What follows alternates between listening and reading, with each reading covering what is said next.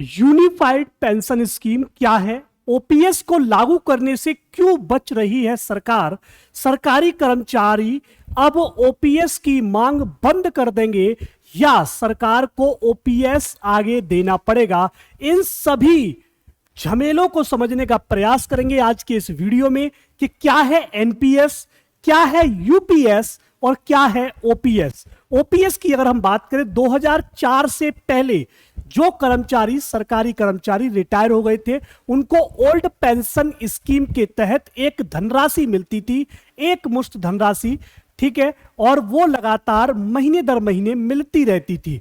उसी प्रकार से अगर हम एनपीएस की बात करते हैं, एनपीएस में सरकारी कर्मचारी को पेंशन जो मिलती है वो कितनी मिलेगी उसका कोई निश्चित अमाउंट नहीं था। उसी के तहत उसी चीज को ध्यान में रखते हुए यूपीएस को लाने का प्रयास किया गया। इसमें 50% जो आपका बेसिक पे होगा उसका 50% जो पेंशन है उसके तौर पर आपको मिलेगी। सूचना एवं प्रसारण मंत्री अश्विनी वैष्णव ने मीडिया को बताया कि सरकारी कर्मचारियों की ओर से एनपीएस में लगातार सुधार की मांग की जा रही थी क्योंकि वहां पर किसी भी प्रकार के निश्चित पेंशन की स्कीम नहीं थी। पीएम नरेंद्र मोदी ने अप्रैल 2023 में टीवी सोमनाथन के नेतृत्व में इस पर एक समिति का गठन किया था। जीसीएम संयुक्त सलाहकार तंत्र सहित व्यापक परामर्श और चर्चा के बाद समिति ने एकीकृत पेंशन योजना की सिफारिश की है। आज केंद्रीय मंत्रिमंडल ने इस योजना को मंजूरी दे दी है। अब बात करते हैं कि क्या है एकीकृत पेंशन योजना। एकीकृत पेंशन योजना के तहत साथियों जो भी आपको बेसिक पे होगा जब आप रिटायर हो रहे होंगे तो जो आपके 12 महीने हैं उन महीनों का एवरेज करके उसका 50% आपको पेंशन देना सुनिश्चित किया जाएगा। यह बात आपके समझ में आ गई, अर्थात यह राशि रिटायरमेंट के पहले के 12 महीने के एवरेज के बेसिक पे की 50% होगी। कर्मचारी 25 साल की सेवा के बाद इस पेंशन को पाने के हकदार होंगे। वहीं अगर किसी पेंशन भोगी की मौत हो जाती है तो उस वक्त तक मिलने वाली पेंशन का 60% परिवार को मिलेगा।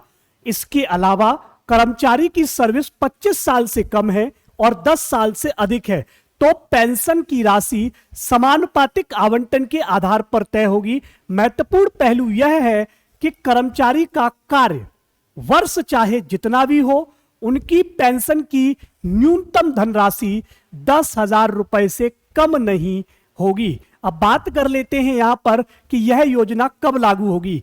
यह योजना साथियों 1 अप्रैल 2025 से प्रभावी होगी, लेकिन एनपीएस की शुरुआत के समय से इसके तहत सेवानिवृत्त हुए सभी लोग, यानी कि जो एनपीएस थी उसके तहत जो भी लोग सेवानिवृत्त हो गए और 31 मार्च 2025 तक सेवानिवृत्त हुए लोग भी यूपीएस के इन सभी लाभों के लिए पात्र होंगे।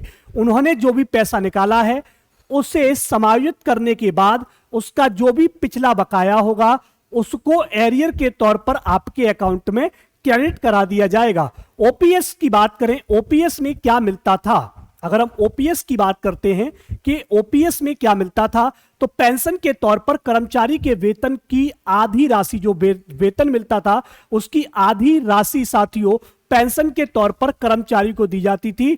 पेंशन के लिए सबसे बड़ा जो अट्रैक्टिव करने वाला पॉइंट है वो यह था कि पेंशन के लिए कोई भी पैसा नहीं काटा जाता था। जीपीएफ के तहत जो पैसा काटा जाता था वो जीपीएफ के तहत पैसा मिल भी जाता था। यदि कर्मचारी की मृत्यु हो जाती है तो उसे पेंशन, उसकी पेंशन परिजनों को दी जाती थी। 20 लाख रुपए की ग्रेच्युटी मिलती थी और 6 महीने में महंगाई भत्ते का प्रावधान रखा गया था। वहीं पर यदि हम एनपीएस की बात करें तो एनपीएस में क्या मिलने लगा था, यहां पर निश्चित पेंशन की कोई गारंटी नहीं थी। कर्मचारी के बेसिक सैलरी और डीए का 10% हिस्से की कटौती होती थी और उसमें 14% हिस्सा सरकार अपनी तरफ से जोड़ती थी। सेवानिवृत्ति पर पेंशन पाने के लिए एनपीएस फंड का 40% हिस्सा आपको निवेश करना होता था, ठीक है, तब आपको पेंशन मिलती थी। 6 महीने के डीए महंगाई भत्ते का कोई भी प्रावधान नहीं था। तो इस तरीके से यदि हम बात करें तो एनपीएस, ओपीएस और यूपीएस तीनों की तीनों स्कीम आपके सामने हैं।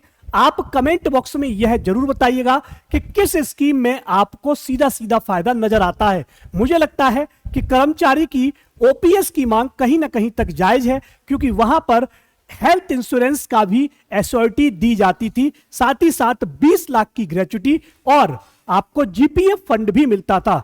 इस प्रकार के किसी भी प्रकार के फंड की बात यूपीएस के अंदर नहीं की गई है, यानी कि यूनिफाइड पेंशन स्कीम के तहत नहीं की गई है, जहां पर किसी भी प्रकार का आपको फंड नहीं मिलेगा। तो मिलते हैं आपसे एक नए वीडियो में, तब तक के लिए नमस्कार, जय हिंद, जय भारत।